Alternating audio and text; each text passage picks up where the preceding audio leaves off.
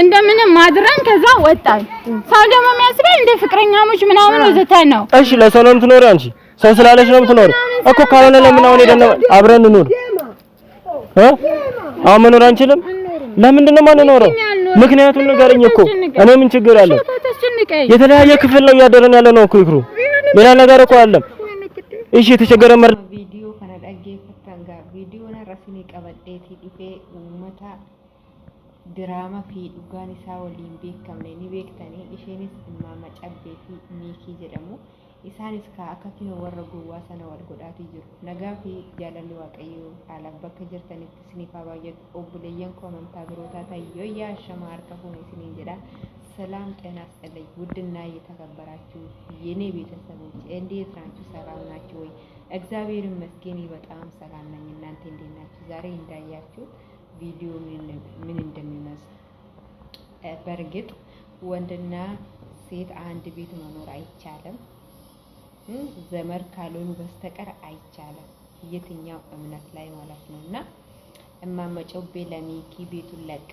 ወደ ቤተሰባ ሄዳለችና አይታቸዋል ቪዲዮ እሱ አብረን ነው የምንኖረው አንድ ክፍል አይደለንም ምንተኛው ስለዚህ አንቺ ሌላ ክፍል ትተኛለሽ እኔ ሌላ ክፍል እተኛለሁ ግን ግቢ ወደ ቤትሽ አብረን እንኖራለን አንተ ወንድ አይደለህም ከሳ ጋር ምንድነው የምታደርገው ከሳ ጋር ምንድነው የምታደርገው አንተ ወንድ አይደለም ወይ ቤት ተከራይተህ አትኖርም ከናት ጋራ ከተጣላከ ገና አሳድረኝ ሰው አንድ ቀን ያሳድራል ሁለት ቀን አሳድረም እና አንተ ወንድ ነህ ገና ሕፃን ነህ ሰርተህ ቤት ተከራይተህ መኖር ትችላለህ ጊዜ ምናደርገሽ ነገሮች ንግግሮች በጣም ያስጠላሉ አንደኛ ደግሞ እናትና አባት ሚዲያ ላይ ካመጣ ነው ለምርቃት የሆነ ነገር አለ አይደለ በዛ ነው ወደ ሚዲያ ምናመጣው እንጂ እንደዚህ ኩታኩንቴ ነገሮች እናትና አባት ሚዲያ ላይ አምጥተን እንደዚህ አንሰቃየም በኔ በኩል እንትን አይደለም ተገቢ አይደለም ብዬ አስባለሁ ለምን መሰላችሁ ዛሬ እናንተ ተፋቅራችሁ ይሆናል ለቀልት ይሆናላችሁ ለድራማ ይሆናል ግን እናትና አባት እንደዚህ ሚዲያ ላይ ይሄ ማረባ ነገር ካመጣችሁ በኋላ ሰው እናትና አባታቸውን ያሰድባል ከናፉ ማልጀቹ ደፊኒ namni dhalli namaa yeroo amma miikin haati koonatti dallantee mana naariite jedhaati dargaggeessa maal deemtee hojjettee mana kireeffattee jiraachuu hin dandeessu moo kanaafi dhalli namaa tokko kan mana tokko keessa jiraatu yookiin fira ta'ee mana tokko keessa jiraachuu danda'a garuu horma ta'ee akkasumaan mana tokko keessa jiraachuu hin danda'u akkasuma gaa'imman macubbeen mana miikiidhaaf dhiistee karaa maatii isheetti deemtee jirti asirratti social media irratti haadha keenya fi abbaa keenya kan finnu yookiin eebbi waan argee jiruu fi qoosaa wanta argeeti malee dhimma namaatiif haadha keenya abbaa keenya miidiyaa kana irratti fiduutii hin qabnu amma yeroo kana haadha ishii bira deemte obboleetti ishii qabattee mana haadha ishiitti gaafa deemtu maaliif dhuftan jennaan miikiidhaaf mana gallakkisnee deemne garuu ani fi inni mana tokko keessa jiraachuu wanta hin dandeenyeefan dhiisee dhufe jettee yeroo asooftu dhageessaniiti jirtu jechuudha kun miidiyaa kana gubbaarratti isinumti fixachuutii qabdu malee haadha koo yookiin abbaa isaa yookiin haadha ishii wanta galchuu hin jiru wanta goonu kamiyyuu keessattuu shamarran ofuma keenyaaf of xiqqeessina jechuudha yeroo biyya namaati hojjannee dadhabnee gallu akka waan dhiira malee jiraachuu hin dandeenye akka waan ofii keetiif miila tokkoon dhaabbachuuti hin dandeenye qalbiin keenya baay'ee xiqqoodha kun dogoggora eenyu qaba yoo jenne dogoggora kan qabu shamarranidha yeroo hunda shamarran yoo qofxonni jettee ofiishiitiif of kabajjee ofiishiitiif of jabeessitee aneenyu jettee ofii mari'atte eenyu kamiin ol jiraachuuti ni dandeessi jechuudha mama cobbe yoo beektan dhiyoodha kan nikaa ofirraa igte akkuma viidiyoo darbe dhageessanitti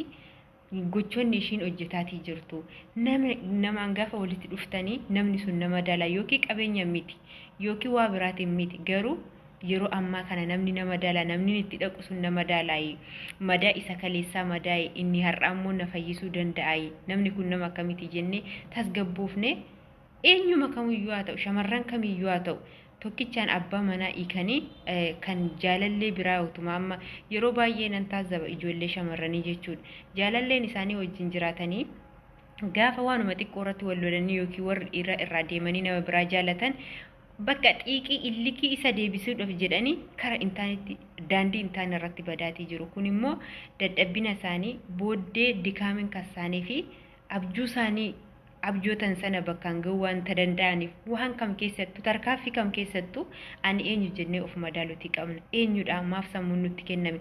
Nama kan madaaltan yookiin qabeenya isaatii miti kan jaallattan yookiin immoo dhaabata isaatii miti, namummaa namaa isaati. Namummaa isaa namni sun nama akkamiiti?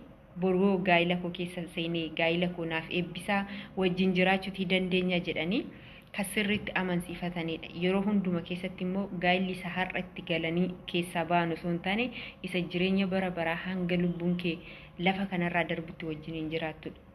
Kanaafuu gaa'ila keessatti of eeggannoon guddaan ni barbaachisa. Ani asirratti mammacabbii baay'ee ishii taasisaa jira. Ishiidhaaf nama guddoodha, nama jabeessee waan gaarii fi waan intaanerree waan ta'urree adda baafatee sirriitti beekudha jechuudha. Asirratti immoo takka miila na godhii takka akkas na taasisiin baay'ee dabbara jechuudha. Lamindin ነው እኛ እኮ ራሳችን ካልከበርነው ማንም አያከብረንም። በቃ ሁልጊዜ ሴቶች ቆፍጣና መሆን አለባቸው። ወደሽም ጠላሽም አንቺ ቆፍጣና ከሆንሽ ማንም አይነካሽም። በቃ ከወንድ ታች ምንድነው ያነሳሽ? አንቺም እሱ ወንድ ነው አንቺም ሴት ነሽ። በቃ እሱ ላይ ትለያያላችሁ። ለሌላ ግን ወንድ የሚሰራ ስራ መስራት ትችላለሽ። ስለዚህ ሁሉ ጊዜ ለምንድነው እኛ ጥፋታችን የምናለቅሰው? እኛ አገር ቤትም ሆነን ከውጭም ሆነን የምንለቅሰው እኛ ነው። ለምንድነው የምንለቅሰው? እኛ አለ ወንድ መኖር አይቻልም እንዴ? አረ ወንድ መኖር አይቻልም ወይ? እኔ ሁሌ ጥያቄ የሚሆነብኝ ሴቶች እንደዚህ ሲንቀጫገጁ ማለት ነው። አለ ወንድ መኖር አይቻልም። አንዴ ተፈትነሻል፣ ፈተና ውስጥ አልፈሻል። ያ ፈተና የተፈተንሽ ፈተና ደግሞ ነገ ተመልሶ ይመጣል ብለክ ማሰብ አለብሽ። ትላንት የትላንቱን አሳልፈ ያለው ነገስ ወደፊት ምን አደርጋለሁ ብለሽ ማሰብ አለብሽ። ሰው ከሆንሽ ማለት ነው። እኛ ሴቶች ራሳችን ነው ቀለል የምናደርገው። አንቺ ጠንካራ ከሆንሽ እኮ ማንም ትቶሽ አይሄድም።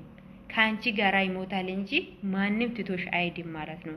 ስለዚህ እኛ ሴቶች ጠንካራ መሆን አለብን። እንደዚህ እናታችን አሁን አጠገባቸው መሃላቸው ገብታ እጂ ግቢ እኔ አልገባም። ምን አገናኛ እናትሽ እዚህ ውስጥ ማለት ነው? ለምን ትከታላችሁ ካሜራ ውስጥ እናታችን? በጣም ከባድ ነው።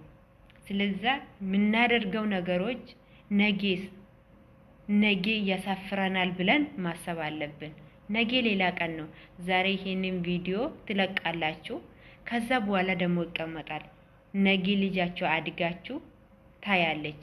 ያ ጊዜ ደግሞ ለካ እናቴ እንደዚህ ነበረች፣ ለካ እናቴ እንደዚህ ታደርጋለች ወይ ብሎ ያ ልጅ ይናገራል። ነገ ተውልዱ ምን ይማራል? እኛ እኮ ደህና ነገር ካልሰራ ነው የሚመጣ ልጆቻችን መጥፎ ነገር ነው እኛ ላይ የሚማሩት። ስለዚህ ጋሪ ሆጀቹን ኦፊፍ ነማ ሆሶንታኒ ማታ ኦፊቲፍ አሎኒ ቦር ኑቲ ዳሉ wanta nuti har'a hojjannee darbine yoo gaarii hojjanne ida haati koo yookiin abbaan koo gaarii akkasii hojjetaatii ture.